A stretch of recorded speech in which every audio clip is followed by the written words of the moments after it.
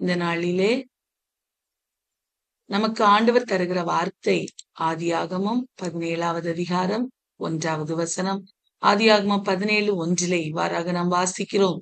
ஆபிராம் 99 வயதான போது, பாருங்க இதுதான் இம்பார்ட்டன்ட், 99 வயதான போது கர்த்தர் ஆபிராமுக்கு தரிசனமாகி, நான் சர்வ வல்லமையுள்ள தேவன், நீ எனக்கு முன்பாக நடந்து கொண்டு உத்தமனாயிரு. அன்பான தெய்வ பிள்ளைகளே, ஆபிரகாமுக்கு 99 வயதான போது ஆண்டவர் அவரோடு இடைபடுகிறார். ஆண்டவர் அவரோடு ஒரு வார்த்தையை சொல்லுகிறார். ஆபிரகாமே, உனக்கு எத்தனை வயசானாலும் பரவாயில்ல, நீ எனக்கு முன்பாக நடந்து கொண்டு உத்தமனாயிருக்கணும், அததான் நான் விரும்புகிறேன் என்று ஆண்டவர் ஆபிரகாமோடு வார்த்தையை கொடுத்தார். அன்பான தெய்வ பிள்ளையே, வேதத்துல வாசிக்கிறோம், உண்மை வழி நடக்கிற உத்தமனுக்கு கர்த்தர் துணை. உத்தமனுக்கு கர்த்தர் துணை. உத்தமர்களை அவர் ஆசீர்வதிக்கிறார். உத்தமர்கள் மேல் அவர் பிரியமாயிருக்கிறார். உத்தமமாய் நடக்கிறவர்களுக்கு நன்மையை வழங்காதிரார் என்று எத்தனையோ வார்த்தைகள் உத்தமத்தை குறித்து வாசிக்கிறோம். சங்கீதம் 15 வாசிக்கிறோம், உத்தமர்களாய் நடந்து நீதியை நடப்பித்து மனதார சத்தியத்தை பேசுகிறவன் தான் கர்த்தருடைய பர்வதத்திலே ஏறுவான், அவருடைய பரிசுத்த ஸ்தலத்திலே வாசம் பண்ணுவான் என்று வாசிக்கிறோம். அன்பான தேவ பிள்ளையை, இந்த காலை வேளையிலே ஆண்டவர் அந்த உத்தமத்தை நம்ம இடத்துல எதிர்பார்க்கிறார். பாருங்க, நோவா காலத்துல நாம் தியானித்தோம், தன் காலத்தில் இருந்தவர்களுக்குள்ளே நோவா நீதிமானும் உத்தமனுமாயிருந்தான் என்று பார்க்கிறோம். யோபுவை குறித்து 1வது அதிகாரத்திலே வாசிக்கிறோம். ஊத்சனும் தேசத்திலே யோபு என்ற ஒரு மனிதன் இருந்தார்.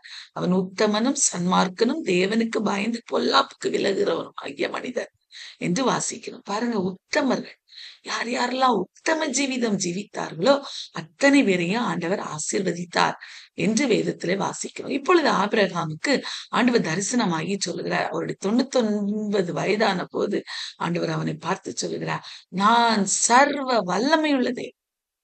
பாருங்க, ஐ am God Almighty அப்படின்னு சொல்றாங்க. சர்வ வல்லமை உள்ளதே, நீ எனக்கு முன்பதாக நடந்து கொண்டு உத்தமனாயிரு என்று சொல்லி ஆண்டவர் அவருக்கு வாக்கு கொடுத்தார். அன்பான தேவ பிள்ளையே, இந்த ஆதியாகமம் 17வது அதிகாரத்திலே ஆபிரகாமுக்கு கர்த்தர் வாக்கு கொடுத்ததும் அதற்கு பின்னாக இருக்கிற ஒரு சில காரியங்களை நாம் தியானித்து விட்டு நாம் கடந்து செல்வோம்.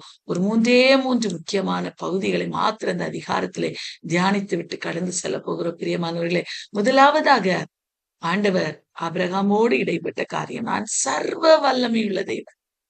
பாருங்க, என்னால முடியாதது என்று எதுவுமே கிடையாது. ஆபிரகாம் ஆதியாகமம் 12வது அதிகாரத்திலே கர்த்தர் ஆபிரகாமை அழைத்த போது, நான் உனக்கு காண்பிக்கும் தேசத்துக்கு போ என்று அழைத்த போது ஆபிரகாமுடைய வயது 75. இப்பொழுது இதுல பார்க்கும்போது 99 வயதான போது ஆண்டவர் மறுபடியும் ஆபிரகாமோடு இடைபடுகிறார். ஏன்னா 75வது வயதிலே அவருக்கு வாக்குத்தத்தம் கொடுத்தாகிவிட்டது. இன்னும் வாக்குத்தத்தம் நிறைவேறவில்லை. சந்ததியை பெருக பண்ணுவேன் என்று சொன்னார். சந்ததி அவருக்கு கர்ப்ப பிறப்பு தோன்றவில்லை. ஆனா ஆண்டவர் தரிசனமாய் சொல்றார், நான் மாறாதவர், நான் சர்வ வல்லமை உள்ள தேவன். ஆபிரகாமே, நீ அதை விசுவாசிக்கணும். நீ விசுவாசித்தால் தேவனுடைய மகிமையை காண்பாய்.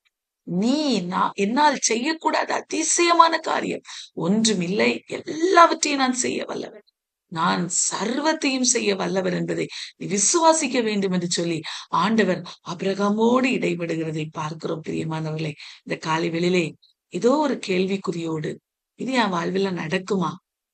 என் வாழ்வு மறுபடியும் கட்டப்படுமா? என் வாழ்வு மறுபடியும் சீராகுமா என்று பல கேள்விகளோடு ஒருவேளை நீங்க இந்த இடத்துல வந்திருக்கலாம். ஆண்டவர் சொல்றாரு, நான் மாறாதவன், நான் சர்வ வல்லமையுள்ளதே, என்னால செய்ய முடியாதது என்று எதுவுமே இல்லை, நான் எல்லாவற்றையும் செய்ய வல்லவன் என்று. உம்மால் ஆகாத காரியம் ஒன்றுண்டோ என்று பாடுகிறோம் அல்லவா? அவரால் ஆகாத காரியம் என்று எதுவுமே கிடையாது, எல்லாவற்றையும் அவர் செய்ய வல்லவர் என்பது இந்த காலை வேளையிலே விசுவாசிக்க வேண்டும் என்று சொல்லி ஆண்டவர் விரும்புகிறார். இரண்டாவதாக, ஆபிரகாமோடு ஒரு வாக்குத்தத்தத்தின் உறுதியை ஆண்டவர் ஏற்படுத்துகிறதை பார்க்கிறோம். பிரியமானவர்களே, அப்படி என்ன வாக்குத்தத்தத்தின் உறுதியை ஆண்டவர் ஏற்படுத்தினார் என்று சொல்லி பார்க்கும்போது ஆதியாகமத்தின் புஸ்தகம் 17வது அதிகாரத்திலே ஆதியாகமம் 17ல ஆண்டவர் பாருங்க வாக்குத்தத்தத்தை கொடுக்கிறார். பாருங்க என்ன வாக்குத்தத்தம் என்றால், ஆண்டவர் சொல்றாரு ஆபிரகாமை பார்த்து 2வது வசனத்துல, உன்னை மிகவும் திரளாய் பெருக பண்ணுவேன். அன்பான தேவ பிள்ளையே, வார்த்தை கொடுக்கப்படுகிறது, வாக்குத்தத்தம் கொடுக்கப்படுகிறது. உன்னை நான் மிகவும் திரளாய் நான் பெருக பண்ணுவேன் என்று சொல்லி ஆண்டவர் அவருக்கு வாக்குத்தத்தத்தை கொடுக்கிறார். வாக்குத்தத்தத்தை கொடுப்பது மாத்திரமல்ல, அவர் சொல்றாரு, நீ 4வது வசனத்திலே நான் உன்னோடு பண்ணுகிறேன் உடன்படிக்கை, ஒரு உடன்படிக்கை ஆண்டவர் அபிரகமோடு ஏற்படுத்துகிறார். வாக்குத்தத்தத்தை செய்து ஆண்டவர் சொல்ற, நீ திரளான ஜாதிகளுக்கு தகப்பனாய் மாறுவாய் என்று சொல்லி ஆண்டவர் அவரோடு ஒரு வாக்குத்தத்தத்தோடு சேர்ந்து உடன்படிக்கை அவர் ஏற்படுத்துகிறதை பார்க்க, திரளான ஜாதிகளுக்கு தகப்பனாய் மாறுவாய். இப்பொழுது பாருங்க, அபிரகாமுக்கு அவருடைய மனைவியாகிய சாராய் மூலமாய் அவளுக்கு குழந்தைகள் இல்லை. ஆனால் ஆண்டவர் கொடுத்த வாக்குத்தத்தங்கள் அவருக்கு முன்பதாக இருக்கிறது. ஆண்டவர் மறுபடியும் அதை திடப்படுத்துகிறார், அதை உறுதிப்படுத்துகிறார். வாக்குத்தத்தத்தை அவர் நினைவுபடுத்துகிறார். அவர் சொல்கிறார், நீ திரளான ஜாதிகளுக்கு தகப்பனாவாய். நீ திரளான ஜாதிகளுக்கு தகப்பனாக வேண்டுமே ஆனால் ஒன்று செய்ய வேண்டும். உன்னுடைய பேர் இனி ஆபிராம் எனப்படாமல் என்னப்படும் என்றால், உன்னை திரளான ஜாதிகளுக்கு நான் தகப்பனாக ஏற்படுத்தினபடியா உன்னுடைய பெயர் ஆபிரகாம் என்று அழைக்கப்படும் என்று சொல்லி ஆண்டவர் அவருக்கு வாக்குத்தத்தத்தை கொடுக்கிறார். உன்னுடைய பேரிலே ஒரு மாற்றத்தை உண்டு பண்ண, வாழ்விலே ஒரு மாற்றம். நீ உத்தமனாய் நடக்கணும். என் முன்பதாக நீ உத்தமம் உண்மையாய் நடக்கும்போது உன்னை நான் ஆசீர்வதிப்பேன். திரளான ஜாதிகளுக்கு உன்னை நான் தகப்பனாக ஏற்படுத்துவேன் என்று சொல்லி ஆண்டவர் வாக்கு கொடுத்தா. அது மாத்திரம் அல்ல பிரியமானவர்களே, அவர் அங்கே சாராளுக்கும் ஒரு வாக்குத்தத்தத்தை கொடுக்கிறார். 15வது வசனத்துல நாம் வாசிக்கும் போது, பின்னும் தேவன் ஆபிரகாமை நோக்கி, உன் மனைவி சாராயை இனி சாரா என்று அழையாதிருப்பாயாக. சாராள் என்பது அவளுக்கு பேராயிருக்கும் என்று சொல்லி சாராளுடைய வாழ்வில் ஒரு மாற்றத்தை உண்டு பண்ணுகிறார், பேர் மாற்றத்தை உண்டு பண்ணுகிறார். என்ன ஏன்னா அவளோடு அவர் ஒரு வாக்குத்தத்தத்தின் உறுதியை கட்டளையிடுகிறார். என்ன வாக்குத்தத்தம்? நான் அவளை ஆசிர்வதித்து அவளாலே உனக்கு ஒரு குமாரனை தருவேன், அவள் ஜாதிகளுக்கு தாயாகவும் அவளாலே ஜாதிகளின் ராஜாக்கள் உண்டாகவும் அவளை ஆசீர்வதிப்பேன் என்று சொல்லி ஆண்டவர் வாக்கு கொடுத்தார்.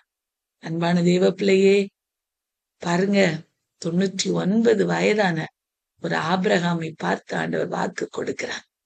நான் உன்னை ஆசீர்வதிப்பேன். ஆபிராமே, உன் பேரு நீ ஆபிராமாயிராது, ஆபிரகாம் என்று அழைக்கப்படும். ஏன்னா உன்னை நான் திரளான ஜாதிகளுக்கு தகப்பனாய் ஏற்படுத்தினேன். உன்னுடைய மனைவியாகிய சாராய் என்று அழைக்கப்பட மாட்டாள், சாராள் என்று அழைக்கப்படுவாள். அவளை நான் திரளான ஜாதிகளுக்கு தாயாக ஏற்படுத்தினேன் என்று வாக்குத்தத்தத்தின் உறுதியை அவர் கட்டளையிடுகிறார். உடைய தெய்வம் அவர் வாக்குத்தத்தத்தை செய்கிறவர். அப்பா, நம்ம செய்கிற தகப்பனாய் காணப்படுகிறார். அந்த வாக்குத்தத்தத்தை செய்கிறவர் மாத்திரமல்ல, அது நினைவு கூர்ந்து நமக்காய் நாம் உத்தமர்களாய் நடக்கும்போது அதை அவர் நமக்காக செயல்படுத்துகிற தெய்வமாய் காணப்படுகிறது. காலை வேளையிலே நாம் ஆண்டவரிடத்துல கேட்க வேண்டிய காரியம், உத்தமர்களாய் நடந்து, ஆண்டவரே என்னை ஆசீர்வதிங்க, வாக்குத்தத்தங்கள் எல்லாம் எனக்கு கொடுத்த ஆசீர்வாதங்கள் எல்லாம் நிறைவேற்றுங்கப்பா, எனக்கு கொடுத்த வாக்குத்தத்தங்கள் எல்லாம் என்னிலே நிறைவேற்றுங்க என்று சொல்லி கேட்கும்போது நிச்சயமா அது எத்தனை வருடங்கள் ஆனாலும், ஒருவேளை ஆபிரகாமுக்கு நிறைய வருடங்கள் ஆயிட்டு ஆண்டவர் சொன்ன வாக்குத்தத்தங்கள் நிறைவேற கால தாமதமான போதிலும், ஆண்டவர் ஒருவேளை ஆபிரகாம் சோர்ந்து போய் இருக்கலாம், இதெல்லாம் எனக்கு எப்படி நடக்கும் ஆண்டவரே என்று சொல்லி நினைத்திருக்கலாம். ஆனா ஆண்டவர் சொல்றாரு, இல்ல உனக்கு நான் ஆசீர்வாதத்தை தருவேன். உன் பேரு நீ ஆபிரகாம் என்று அழைக்கப்படும், மனைவியாகிய சாராயுடைய பேரு நீ சாராள் என்று அழைக்கப்படும். நான் உங்களிலிருந்து ஜாதிகள் ராஜாக்களை உண்டாகும்படி செய்வேன் என்று ஆசீர்வாதத்தை உறுதிப்படுத்துகிறார். பிரியமானவர்களே, அன்பான தெய்வ பிள்ளையே, இந்த காலை வேளையிலே ஆண்டவரோடு உண்மையாய் நிற்கிற பிள்ளைகளை அவர் ஆசீர்வதிக்கிற தெய்வமாயிருக்கிறார். விசுவாசிக்க வேண்டும். ஆபிரகாம் தேவனை விசுவாசித்தான், அது அவனுக்கு நீதியாய் எண்ணப்பட்டது. ரோமர் 4 வாசிக்கிறோம். அழகான வார்த்தைகள் சொல்லப்பட்டிருக்கிறது. அவருக்காக மாத்திரமல்ல, நம்ம எல்லாரும் விசுவாச வாழ்க்கையில பலப்பட வேண்டும் என்று இவைகள் எல்லாம் வேதத்திலே எழுதப்பட்டிருக்கிறது பிரியமானவர்களே. அடுத்து பாருங்க, ஆபிரகாம் பாருங்க, அடுத்து மூன்றாவதாக ஆண்டவர் ஆபிரகாமோடு ஒரு உடன்படிக்கையின் அடையாளத்தை அவர் ஏற்படுத்துகிறார். ஆதியாகமம் 17வது அதிகாரம் 10வது வசனத்திலே ஆண்டவர் இதுல இவ்விதமாக சொல்லப்பட்டிருக்கிறது, எனக்கும் உங்களுக்கும் உனக்கு பின்வரும் உன் சந்ததிக்கும் நடுவே உண்டாகிறதும் நீங்கள் கை கொள்ள வேண்டியதுமான என் உடன்படிக்கை என்னவென்றால், உங்களுக்கு பிறக்கும் சகல ஆண் பிள்ளைகள் விருத்த சேதனம் பண்ணப்பட வேண்டும் என்கிற ஒரு உடன்படிக்கையை அவர் ஏற்படுத்துகிறார். பாருங்க, அதுக்கு முந்தைய வசனத்திலே சொல்லுகிறார், இப்பொழுது நீயும் உனக்கு பின் தலைமுறை தலைமுறையாக வரும் உன் சந்ததியும் என் உடன்படிக்கையை கை கொள்ளுங்கள் என்று சொல்லி ஆண்டவர் சொல்லுகிறார்.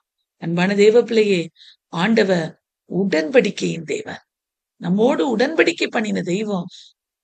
நாமும் அவரோடு உடன்படிக்கை என்கிற அடையாளத்தோடு அவரோடு நாம் வாழ வேண்டும் என்று சொல்லி ஆண்டவர் விரும்புகிறார்.